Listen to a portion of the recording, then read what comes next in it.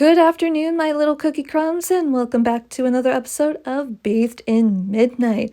When we left off, Izuku was in a death match with his supposed father. Is All For One Izuku's father? Well, I'll give you my personal opinion. I believe the theory. It just makes too much sense. But that's my personal opinion. What do you guys think? Is All For One Izuku's father? Let me know in the comments down below. And here we go. Izuku activated One For All and lunged back at All For One. All For One dodged and deflected, but he can only do so much. The devil that gave him his power didn't give him a lot, only enough to take him down. But even All For One feared that may not be enough. One For All For One saw it. He saw it in Izuku. He was getting too powerful. It was almost like he had the power of God. And now he was suffering God's wrath. Izuku got in some pretty heavy hits. As a wolf and as a human, he alternated between forms so he wouldn't get exhausted. The battles seemed to go on for what felt like ever. But in reality, it had only been about 30 minutes. Hit after hit, strike after strike. It looked like the two were dancing at this point. They were getting worn down. All For One was starting to shake. His breathing wasn't looking too good. But then again, All For One had been slowly dying in the real world.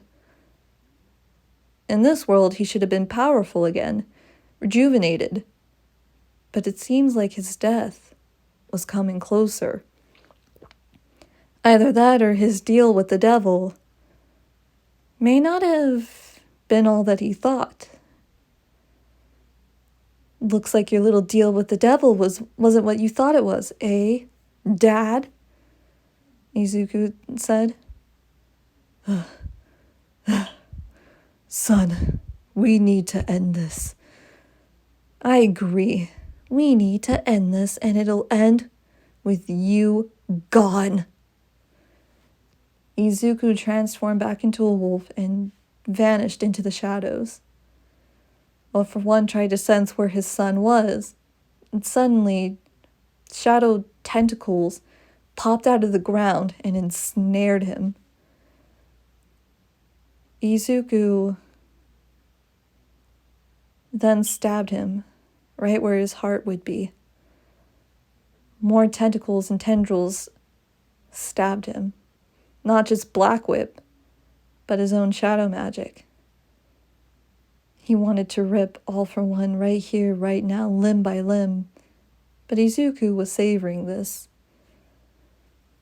Izuku popped out from where he was hiding in the shadows and scratched at his dad's face, leaving behind deep, deep gouging marks, right where his eyes should be. All For One screamed and broke out of Izuku's hold. He grabbed Izuku by the back hind leg and threw him through a window. Izuku yelped in pain as glass lodged itself into his back. He used his shadow magic to shake it off and get the glass out. Izuku was starting to get tired. He was also injured, but he wasn't going down yet. He panted.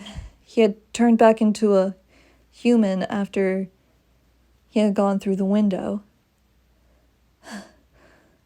Not out yet, he said. I'm still standing. And he was. He was still standing. He burst out of that window that he went crashing through. It's time to end this, you stupid little...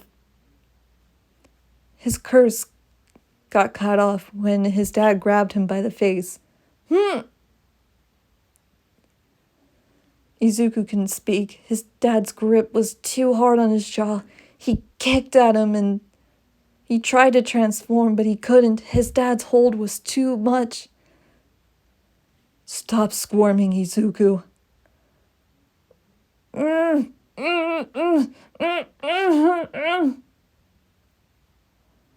Izuku, stop it! Suddenly, a burst of magic came forward, and Izuku went flying backwards. So did All for One. Izuku shook himself off. His jaw was going to be a mess. He could heal himself later. Now was the time to finish this. Izuku hid back into the shadows and popped back out again, landing more hits. Just then, All for One decided that enough was enough.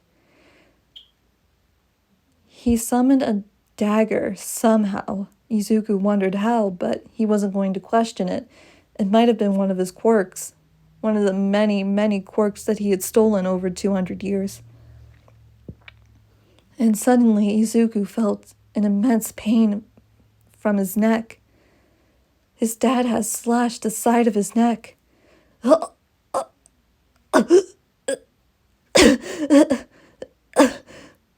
Izuku gasped.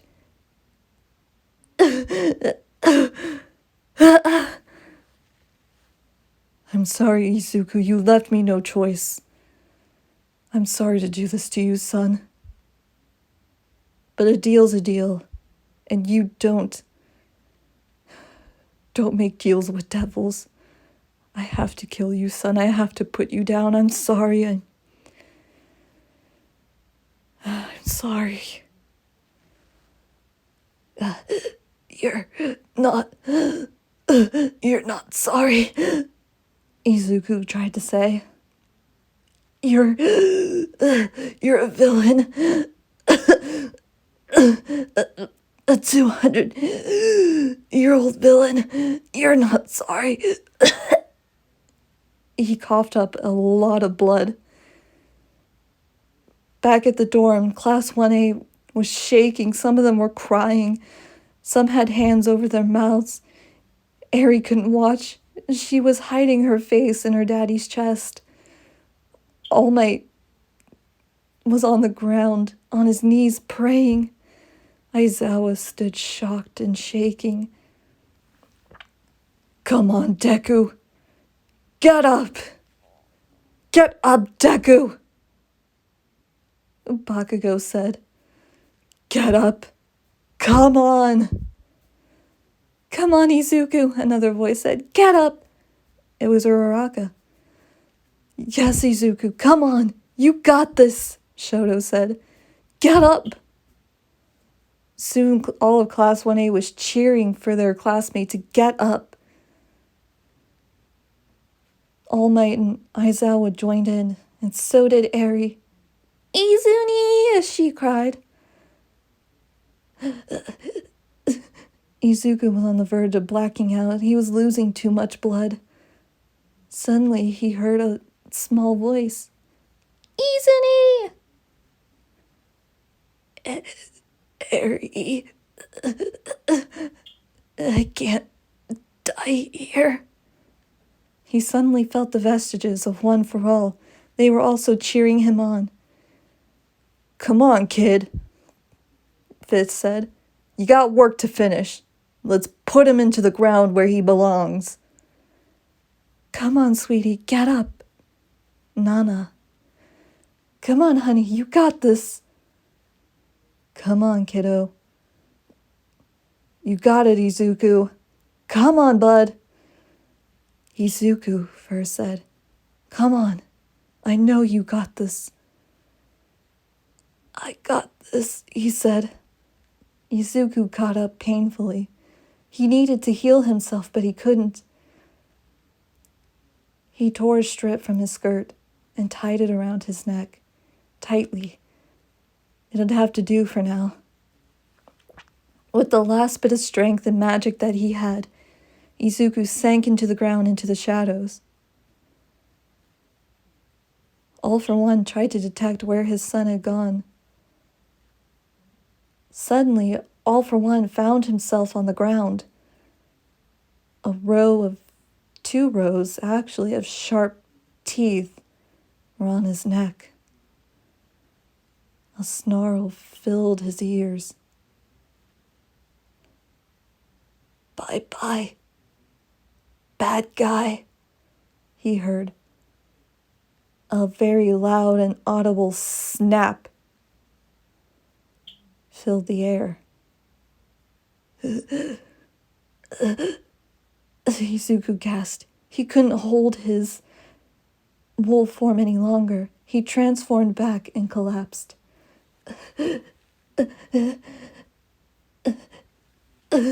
He needed to heal himself. He needed to get somewhere safe, though.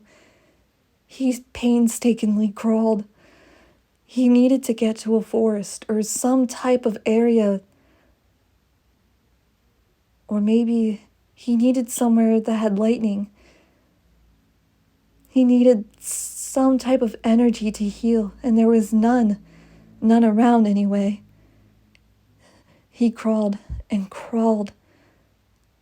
Suddenly, he heard a voice behind him. "Well done, Izuku!" "Frick me," he said. He was quickly losing strength.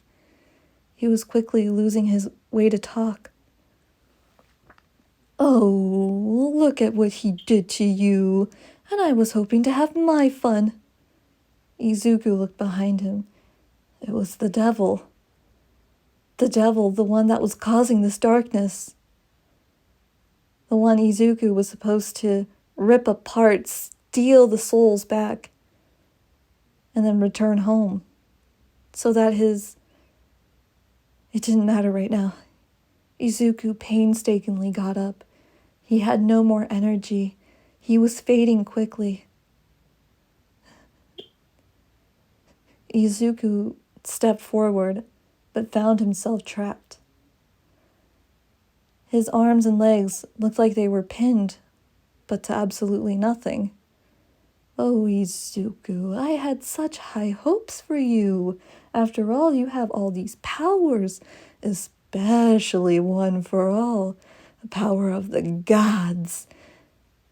Oh, how it flows through your veins like a tiny storm. I'm sorry, bud, but this is where I part. I wanted to battle you, of course, but I'm just here to steal your power, your light." Izuku went to talk. No, don't talk, honey. Just relax." Darkness filled Izuku's eyes. He felt his body thud to the ground. Thunder could be heard overhead, but otherwise, it was silent. "I'm sorry," he said in his mind. "I failed." And Izuku faded into darkness. Oh, snap. Oh no, Izuku. Alright, guys, that's the end of this episode. I will see you again in the next one. Be good, do good, be safe. I love you all. Bye-bye.